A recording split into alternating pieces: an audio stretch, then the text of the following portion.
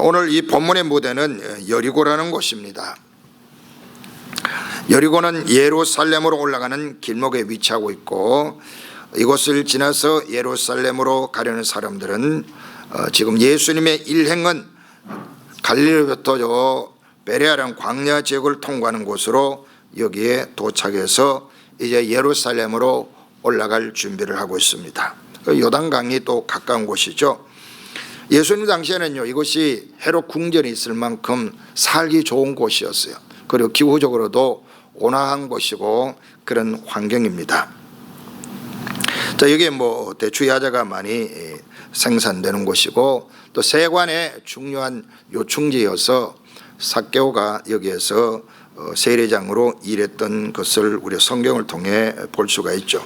바로 이곳에 길가에 바디메오란 사람이 구걸하며 앉아 있습니다. 이 바디메오란 사람이 디메오의 아들이라는 그런 이름을 가지고 있는데, 이 사람이 그곳에 앉아가지고 지금 구걸하며 살아갑니다. 그런데 이 사람은 원래 시각장애인입니다. 시각장애인이니까 참 경제적으로 어렵지 않겠어요, 그죠? 참 가난하고 힘들고 어려운 환경 가운데 있었습니다. 사회적인 시스템에 돈도 없고 그저 성전에 내는 구제 연보 가운데 일부의 혜택을 주고 그렇게 했지만은 이게 골고루 미치지 못하고 또 시스템들 잘 보완이 안 되니까 길바닥에 앉아가지고 사람의 동정을 구하는 그런 시대입니다. 요즘에 미국에는 마약하고 알코올 중독으로 망가져서 남에게 간섭하기 싫어가지고 길거리에 앉아 이렇게 앉아있지, 미국은 먹을 것이 넘쳐납니다. 구호기관에 가면은 정말 너무너무 많은 걸 주는데 그것도 거부하고 지 마음대로 살아가려고 하는 거예요. 그래서 돈이 필요해서 이렇게 구걸하는 거지 먹을 것이 필요해 구걸하는 것은 아닙니다. 여러분 잘 분별을 해야 됩니다. 그러나 고대에는 이런 인식이나 시스템이 제대로 안 되어 있기 때문에 정말 배고픈 사람은 진짜 배가 고픈 거예요. 살고 싶은데 배가 너무 고픈 겁니다. 자, 그런 사람이 길거리에 앉아서 오가는 착한 사람의 동정심에 기대를 걸고 하루하루 살아가고 있었잖아요. 지금 우리가 살아가는 세상에도요, 이런 사람들처럼 자기 인간 노력으로만 살기 어려운 사람이 상당히 많습니다. 정신적인 문제가 생겼거나 또 지체에 장애가 있다든지, 또 사회가 말이죠, 안정적이지 않고 여러 가지 전쟁을 경험한다든지, 또 베네수엘라 같이 지진을 경험한다든지, 이런 상황이 오면 이게 인간 힘으로 어떻게 열심으로만 해결할 수 없는 문제가 생기지 않습니까? 또 가족들이 다 환자라든지 극도로 가난한 가운데 또 중환자가 있다든지, 또 부모가 어른들이 재견을 못하면 아이들이 또 뭘 해결해야 돼. 아이들은 해결할 수 있는 방법이 별로 없단 말이에요. 그래 어렵게 살아가는 인생들이 많이 있습니다. 또 가족들이 없고 혼자 살아가는 그 독거 노인들도 많이 있고, 또 요즘에는 그 젊은이들도 사회와 접촉을 잘하지 아니하고 사람과 대면하는 걸 싫어하고 무서워하고 혼자 우두커니 집에 있는 그 젊은이도 많고, 그것에서 이제 그릇된 유혹도 많이 받고 그렇게 하는 겁니다. 아무튼 이제 인생들이 참 이렇게 힘든 사람이 있잖아요. 우리들 중에도 다 인생에 한두 번은 참 쓰라리고 아픈 그런 시간들을 겪었지 않습니까? 여리고 길바닥에 앉아있던 사람처럼 우리 마음이 그렇게 땅바닥에 철퍼덕 주저앉아서 울고 어떻게 해야 될지 모르는 그런 인생을 경험하기도 하고 우리가 그렇게 살아옵니다.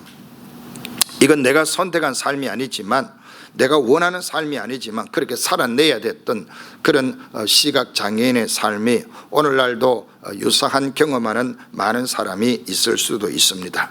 또 어떤 분은 현재 겉은 멀쩡하지만 속이 그런 마음으로 살아가고 있는 분도 있을 수가 있습니다. 자, 오늘 말씀을 통해서 우리가 한번 주님을 만나보기를 바랍니다. 자, 이 여리고 성문 근처에서 구걸하던 사람에게 어느 날 예수님 이야기가 들립니다. 사람들이 전해주는 말들에 귀를 기울이며 들어보는데 예수님이 이 땅에 오신 하나님의 아들 메시아다, 이런 마음의 생각이 들었습니다. 이게 참 하나님의 복을 받은 증거지요. 이 사람이 예수님 만나서 무슨 교제를 많이 했겠어요? 무슨 새신자반 또 제자반 가서 훈련을 했겠어요? 그 사람이 오가는 이야기 들어보고 웅성거리는 사람의 이야기 들어보고 자기 주변에 아는 사람 이야기 들어보니까 야, 이분이야말로 메시아다. 이분이 바로 하나님이 약속한 그 메시아다. 이런 마음이 생긴 거예요. 이게 뭐냐? 하나님의 복이란 말이에요. 하나님이 그에게 특별한 은혜를 베풀어 준 겁니다. 그렇게 시간을 보냈는데 어느 날 사람들이 갑자기 웅성웅성 하는데 이야기를 들어보니까 예수님이 오신다더라, 이런 이야기가 들리니까 이 사람 마음이 갑자기 말이죠, 쿵쾅쿵쾅거리기 시작하는 거예요. 믿음이 그 속에서 작동한다, 그런 말이죠. 어떻게 그 믿음이 생겼느냐? 우리는 말할 수 없지만 하나님의 특별한 은혜가 그에게 역사한 줄로 믿습니다. 그 믿음이 무엇이냐면은 예수님께서 우리 조상 대대로 기다려왔던 그 메시아다, 이 마음이 그에게 생긴 거예요. 이건 누가 심어주는 것이 아니고 그가 노력해서가 아니라 하나님이 그에게 심어준 겁니다. 이 믿음이 그에게 확 생겨버린 거예요. 선지자들을 통해 약속하셨던 그 메시아가 지금 이 동네에 오신다고? 내가 만나보고 싶었는데 내가 그분을 꼭 붙들어야 되는데 그분이 여기 오신다고, 이 마음이 그에게 생겨난 거죠. 이걸 믿음이라고 말하는 겁니다. 이 믿음은요, 속에 그냥 감추어져 있지 아니하고 고백되고 행동으로 드러나게 되어 있는 겁니다. 38절에 보니까 맹인이 뭐라고 말합니까? 다윗의 자손 예수여, 다윗의 자손 예수여. 이게 신앙 고백이에요. 다윗의 자손 예수여. 그 믿음이 확실한 겁니다. 예수님을 향해서 그런 큰 소리를 외쳤어요. 그 안에 얼마나 예수님 만나고 싶은 욕망이 강렬했겠어요. 그러니까 그 대중들이 오가는 속에서도 예수님을 향하여 큰 소리를 외친 겁니다. 이건 마치 하나님을 향하여 여기요 라고 손을 번쩍 드는 것과 마찬가지 아니겠어요? 또 위험한 순간에 나를 살려달라고 소리 지르는 것과 마찬가지인 겁니다. 하나님의 아들 예수님께 대한 무조건적인 믿음과 지지를 보여주고 그 예수님 뭐라고 말합니까? 다윗의 자손이라, 이렇게 말하는 거예요. 이 당시에 유대 사회의 주류의 그 흐름과 비교해 보면 너무 대조가 되지 않습니까? 바리새인이나 또 사두개인들이나 또 성전에 근무하는 그런 사람들, 또 산헤드린 공회 의원, 이런 사람들에게서 예수님은 의심스러운 사람 혹은 매우 위험한 사람으로 그렇게 인식이 돼요. 특별히 지금 여리고로 가는 이 시점에 유대 지도층의 바리새인을 중심한 이 대제사장 그룹들과 성전에 일하는 이 사두개인들 혹은 산헤드린 공회원들에게 어떤 여론이 형성되어 있냐면은 예수는 우리 사회에 몹시 위험한 존재, 반드시 제거되어야 할 인물로 인식이 강화되고 있는 바로 그 시점인데, 이 길바닥에 앉은 이 사람에게는 예수님은 다윗의 자손이다, 하나님이 오랫동안 우리 조상들에게 약속해왔던 바로 그 메시아다, 이 믿음이 그 마음에 생긴 거예요. 그러니까 이 사람이 복받은 사람이에요. 이 바디메오가 참 복받은 사람이에요. 이 사람이 그곳에 앉아서 예수님께 긴급히 도움을 요청하듯이 다윗의 자손이라고 큰 소리로 외쳤습니다. 예수님이 고가운 사람들의 귀에는 굉장히 자극적인 이야기로 들렸을 것이고, 하찮은 사람이 길바닥에 앉아 시끄럽게 하는 소리로 불편하게 하는 사람으로 그렇게 사람들이 생각하도록 큰 소리를 그가 지릅니다. 중요한 건 그냥 살려주세요 누구나 이런 말이 아니라는 거죠. 이게 중요한 거예요. 다윗의 자손 예수님, 다윗의 자손 예수님, 나를 구원하기 위하여 하나님이 보내신 그 아들, 약속의 아들 예수님, 나를 불쌍히 여겨달라고 외쳤다는 거죠. 하나님의 자비에 의존하는 겁니다. 그 앞서가는 사람이 어떻게 합니까? 그 사람들이 이 사람의 이야기를 그냥 묵살하죠. 그냥 묵살하는 정도가 아니고 꾸짖어 잠잠하라, 그렇게 말한다. 시끄럽다고 소리 지른다고 야단하고 혼내고 그렇게 하는 거예요. 어제 제가 여기 교회에 있다가 길이 막혀가지고 집에 돌아가지 못하고, 여기 덥기는 덥고 이 주말에는 에어컨이 사무실에 안 나옵니다.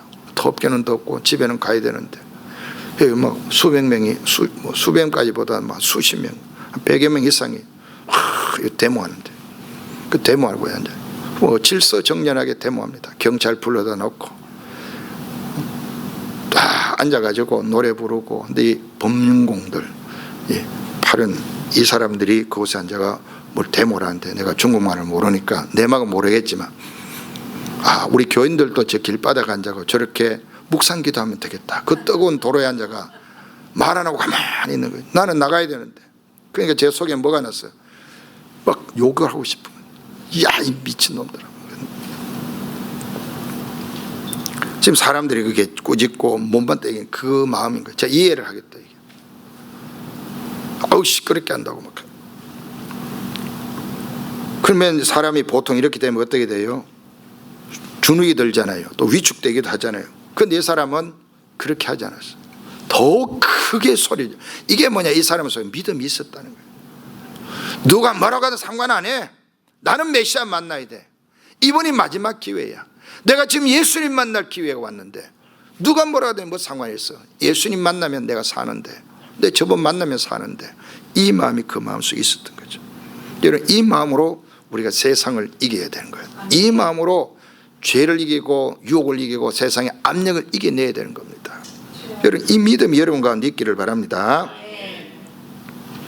세상 눈치 보지 마세요. 사람 눈치 보고 우물쭈물하고 비맞추러 왔다 갔다 그러다 보면은 그 사람들이 나를 사랑하는 것이 아니고 나를 종으로 삼습니다. 우리가 믿음을 가지고 표현해야 될 때는 용기를 가지고 표현을 해야 돼요. 나는 예수 믿는 사람이다. 나는 하나님의 사람이다. 담대하게 하세요.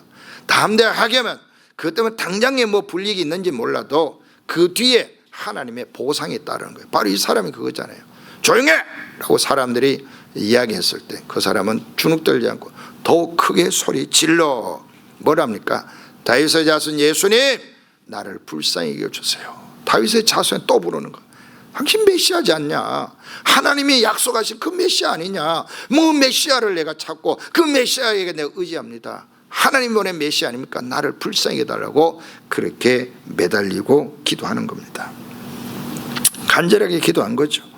오늘 우리 식으로 말하면 금식하고 철야하고 또 새벽 작정 기도하고 그렇게 하는, 여러분도 하나님이 정말 간절하거든요. 뭐 힘들어요, 어려워요, 뭐 어떻게 하면 좋아, 이러지 말고 하나님 앞에 작정하고 기도를 하세요. 40일은 40일, 일주일이면 일주일 금식아, 40일 금식 기도하지 말고 뭐 일주일이든 3일이든 금식, 아니면 하루 한 끼 기도하고, 그때는 정말 마음을 쏟아서 이 일상생활에 하기 어려우면 기도원 같은 데 가서 수련회 같은 데 가서 작정하고 기도하고, 그렇게 마음을 모아서 하나님 앞에 집중하여 기도하십시오.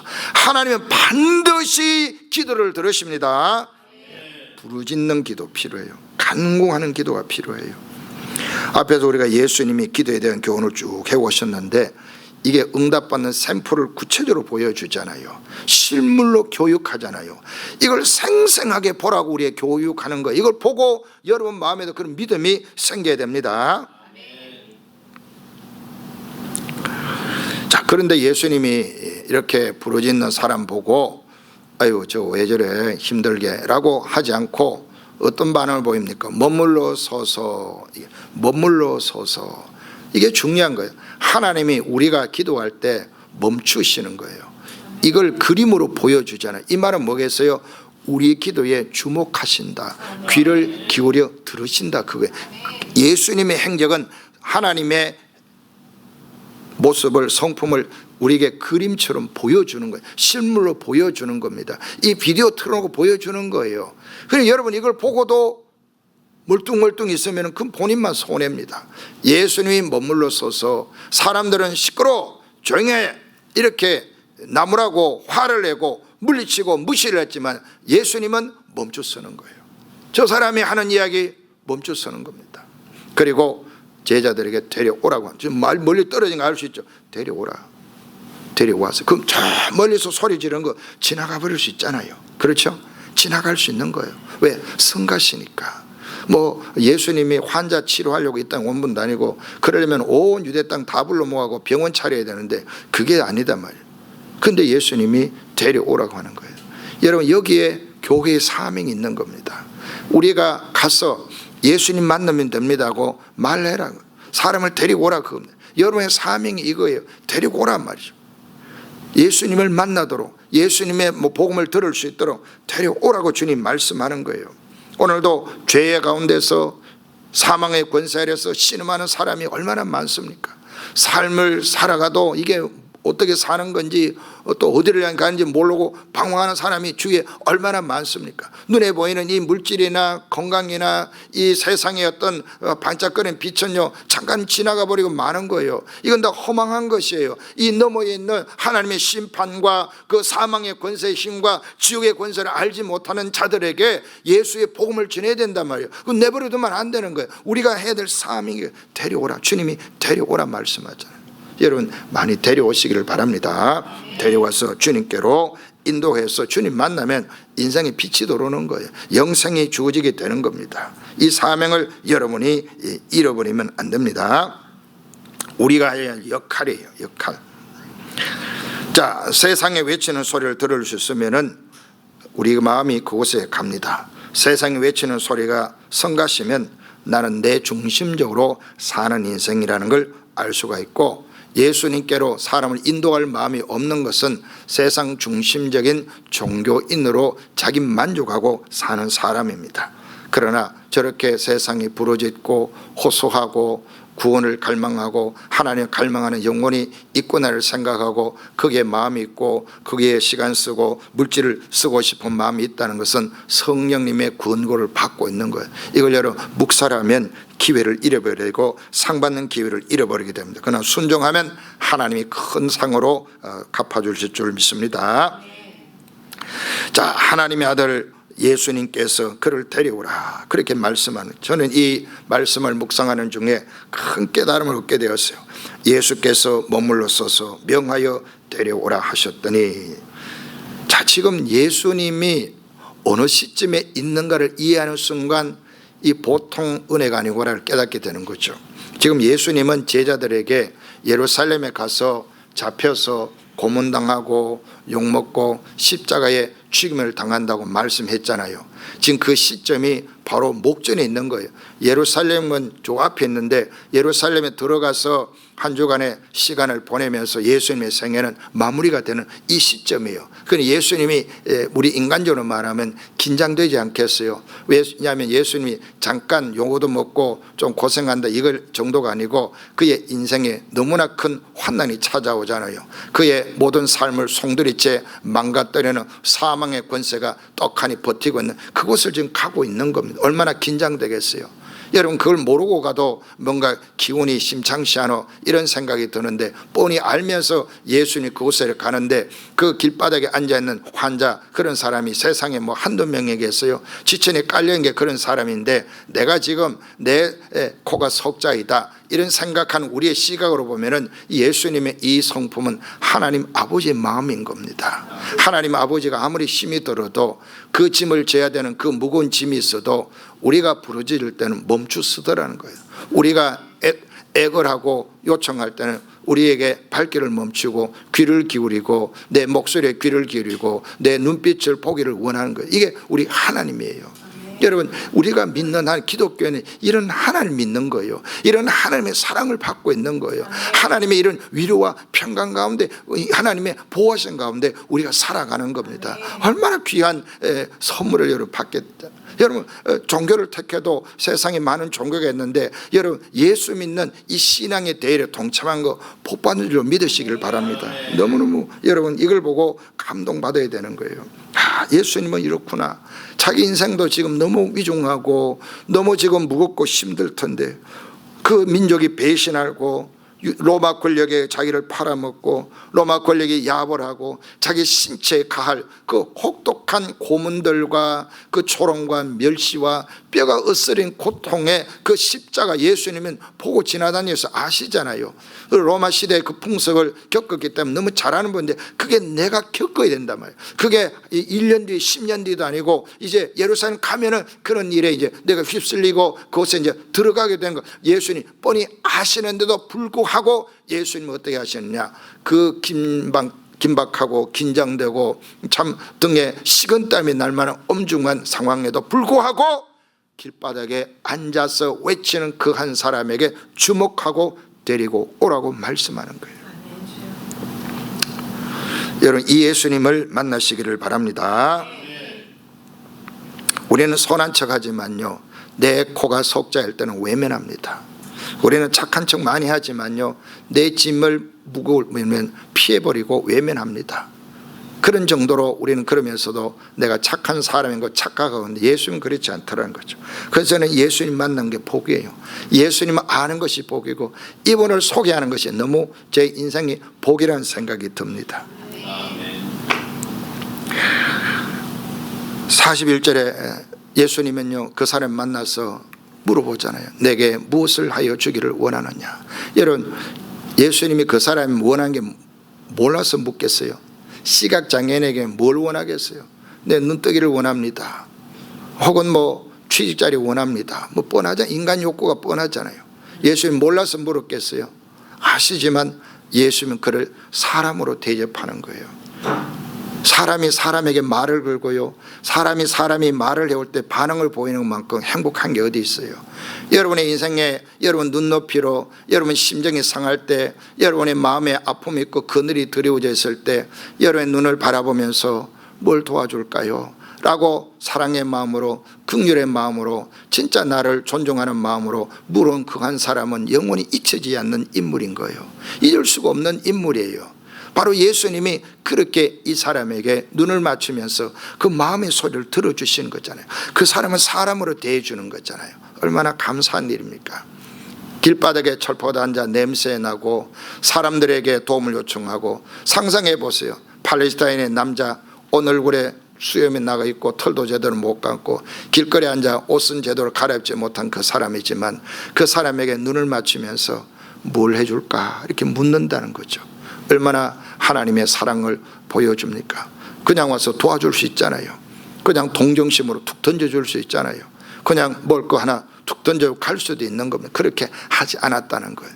내가 무엇을 하여 주기 원하냐? 사람으로 인정해주고 존중하고 그 사람을 정말 살게 만들어주는, 그 자기에게 눈을 맞추면서 물어주는 그 한 분 잊을 수 있을까요? 비록 내가 눈을 못 떠도, 내가 비록 몸에 신체 장애가 있어도 처음으로 사람 대접받는 거 얼마나 감격스러운지 아세요? 여러분, 여러분들이 어딘가 도움을 요청할 때 외면받았을 때 그 아픔은 영원히 잊히지 않잖아요. 그런데 여러분들이 누군가의 도움을 요청했을 때 내 눈빛을 보고 내 눈을 똑바로 쳐다보면서 뭔가 도움을 주고 말을 걸어주고 사람 대접해주고 그 한 사람 잊히지 않는 겁니다. 우리가 그 주님을 만나고 있는 겁니다. 할렐루야. 내게 무엇을 하여 주기 원하느냐? 이 사람이 주님 보기를 원합니다. 진짜 있는 속에 있는 이야기를 했잖아요. 구약의 성도들은요, 하늘에 계신 하나님께서 기도를 들으시고 간구를 들으신다 그렇게 믿고 살았는데, 그 하늘에 하나님 이 땅에 오셔서 가장 낮은 자 아닙니까? 길바닥에 앉아서 앞도 안 보이는 사람, 구걸하는 인생만큼 더 불쌍한 사람 누가 있겠어요? 가장 낮은 사람일지라도 주님이 눈높이를 해서 그 마음의 소원을 들으시더라. 이걸 우리에게 보여주잖아요. 그러니까 우리 성도들은요, 낙심할 일이 없는 거예요. 여러분이 인생을 비관하고 저주하고 욕하고 그렇게 할 필요가 없는, 왜? 가장 낮은 이 사람도 주님 만나 눈을 맞추면서 그와 대화를 나누고 그가 필요한 문제를 해결해 주셨는데, 오늘 사랑하는 하나님의 사람들, 우리 주님 사랑하지 않겠어요? 사람 붙잡고 호소하고 애걸복걸하고 그건 부질없는 짓입니다. 우리 주님 앞에 나아가십시오. 주님 앞에 요청하십시오. 주님 앞에 기도하시면 주의 영이 여러분 가운데 오셔서 여러분의 마음을 위로하시고 격려하시고 무엇을 원하느냐 물으시고 여러분을 필요한 것들을 허락해 주고 인도해 주실 줄로 믿습니다. 우리가 사는 세상에는요, 환란이 있고 핍박이 있고 어려운 문제가 끊이지 않습니다. 모든 박해와 환란 중에서라고 사도 바울이 이야기했고, 또 데살로니가 교회도 겪었던 그 어려운 문제가 우리 인생에 누구나 있는 겁니다. 문제는 뭐냐? 이를 해결할 분이 우리 주님이고 주님이 나를 사랑하고 살아계신다는 겁니다. 그분 만나면 되는 거예요. 잠시 고통도 있고 어려움도 있고요, 실망스러운 일도 있고, 또 세상이 미친 듯이 화가 나기도 하고 그런 일이 있지만 그건 잠시 잠깐의 우리 감정을 격동시키는 사단의 유혹이고, 그 뒤에 우리 주님이 함께 하잖아요. 주님이 무엇을 원하느냐 오늘도 물으시면서 내 곁에 와닿아 주시는 그 예수 그리스도, 그분이 성령으로 우리 함께 하는 줄로 믿습니다. 이 믿음을 가지면 구원받는 역사 일어납니다. 이 믿음의 은혜는요, 선물이에요. 이건 뭐 우리가 노력하고 애써서 얻어지는 게 아니거든요. 이 바디메오가 무슨 공로가 있습니까? 무슨 자격이 있어요?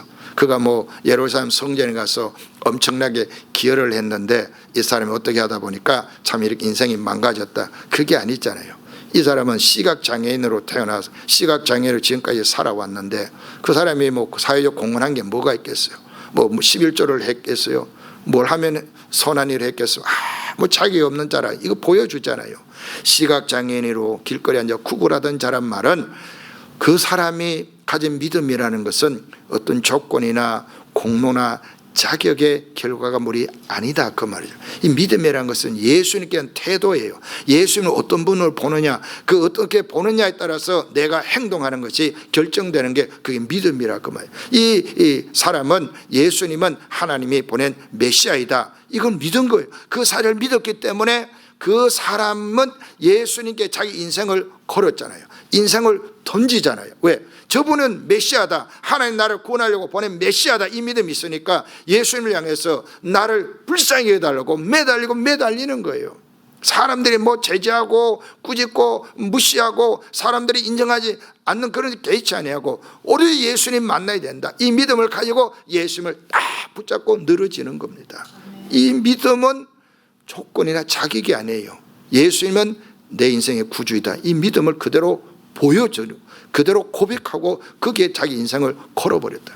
주님께서 여기에서 반응하는 겁니다. 여러분, 믿음은요, 하나님의 선물이에요. 하나님의 선물을 뭐 다른 인간의 공로나 자격을 가지고 뭐 해결하려고 한다든지 그런 게 있어야 된다고 말하는 것은 그건 불신는 자예요. 그건 악한 일입니다. 하나님의 선물을 돈을 주고 살 수 있는 게 아니에요. 여러분, 하나님 일을 할 때 돈 앞세우지 마세요. 그런 거 자꾸 얘기하고 그러지 마세요. 하나님의 일은 믿음으로 감당하시고 순종으로 감당하시고 감사함으로 감당하시기를 바랍니다. 하나님이 우리에게 요구하지 않는 거 우리가 앞세워가지고 조건 걸고 자격 얘기하고 그거 핑계대고 그렇게 있으면 그건 믿음의 사람이 취할 태도가 아니라, 그 말이죠. 자, 예수님께서 세상의 구주로 오신 사실을 알고 마음에 받고 믿음으로 적용할 줄 아는 지혜가 여러분 가운데 있기를 바랍니다. 자, 이렇게 믿음이 너를 구원하였느니라 예수님이 말씀하셨더니 어떤 선물이 주어졌나? 고 보게 되었다라고 말씀하는 거예요. 성령이 오셔서 가난한 자에게 복음을 전하게 하시고 소경이 보게 된 역사 일어난다고 구약의 예언한 말씀대로 누가가 예수님께 그것이 이루어졌다는 걸 이미 누가복음 4장에 이야기했잖아요. 그걸 실례로 이제 보여주는 거예요.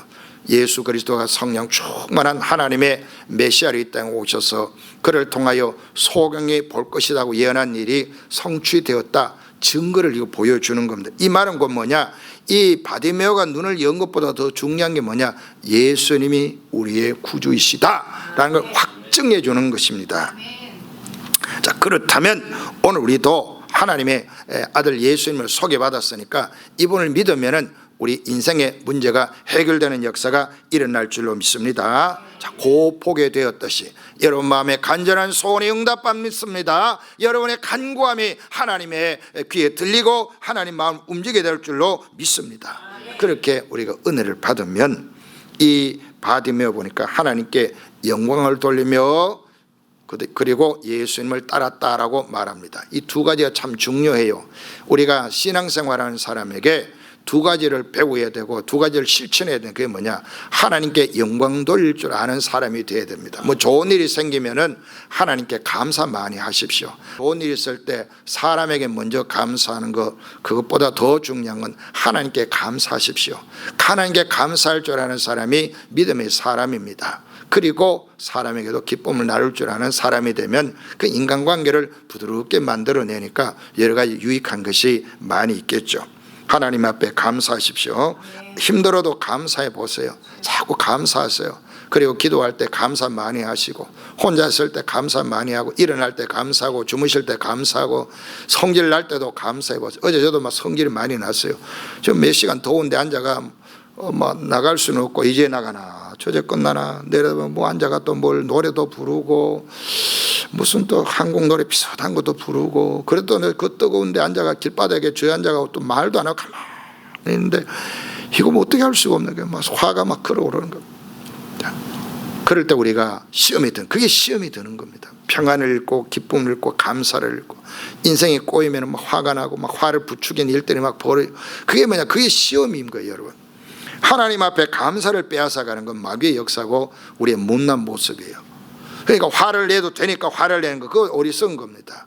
성경에는 화를 내도 된다 이건 말이 없어요. 화가 나면 화를 내는 것이고, 그건 내가 만들어낸 복음인 거예요. 하나님 그렇게 말씀한 적이 없어요.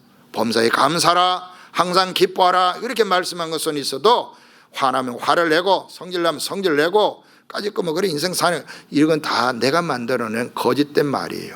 여러분들이 감사를 잃어버리는 것이 시험이구나, 이걸 인식할 줄 알아야 돼. 내 안에 기쁨이 사라질, 시험이 들었고, 이게 시험이에요. 이 사람은 하나님 앞에 영광을 돌리며 하나님께 감사하며 하나님을 찬송하였다, 이런 말이 되겠죠. 시편 50편 23절에 보니 감사로 제사를 드린 자가 나를 영원롭게 하나니. 그래, 여러분이 와서 여기 와서 교회 와서 이렇게 앉아 있고 헌금 조금 하고 무슨 예배 순서 맡아가 그게 하나님을 영원롭게 하는 하나님의 방법이기도 하지만, 진짜 하나님을 영원롭게 하는 건 뭐냐, 그런 행위를 할 때 감사를 드려야 돼요. 감사로 하나님 앞에 드리는 자, 감사로 나온 자를 하나님을 영화롭게 한다, 하나님 기뻐하도록 한다, 그런 말이에요. 감사 많이 하시기 바랍니다.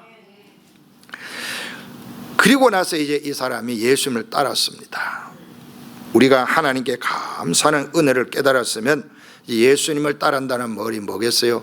예수님을 더 배우려고 애를 쓰고, 예수님으로부터 주님이 원하는 게 무엇인지를 알고, 또 주님이 원하는 곳에 같이 동참하고, 주님이 가시는 길에 같이 동참하고, 그의 사역에 동참하고, 그렇게 살아가는 걸 말하지 않습니까?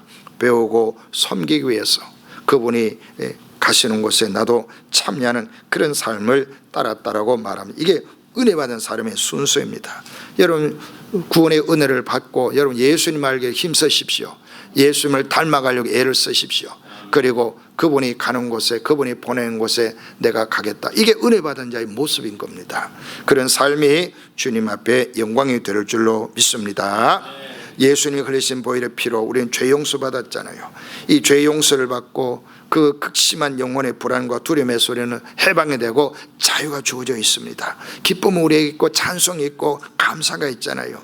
이 기쁨과 소망을 주신 하나님 앞에 감사할 때 여러분 영혼이 기뻐한 걸 느끼지 않습니까? 찬송 부를 때 찬송 부르면 마음이 막 힘이 나잖아요. 이게 세상 노래 부르면요 울고 나고 눈물 찔찔 짜게 돼. 유행가는 많이 부를수록 허무해지고 술 많이 먹게 되고요, 더 허탈해지고 제정신이 없어지잖아요. 그래 안 되니까 막 넥타이 풀고 막 여기 막 뒤집어 쓰고 너 광기를 하는데 도로 뭐냐, 술에 취해가 도로는 왜 허망하거든. 그건 부르고 부를수록 허망한 거야.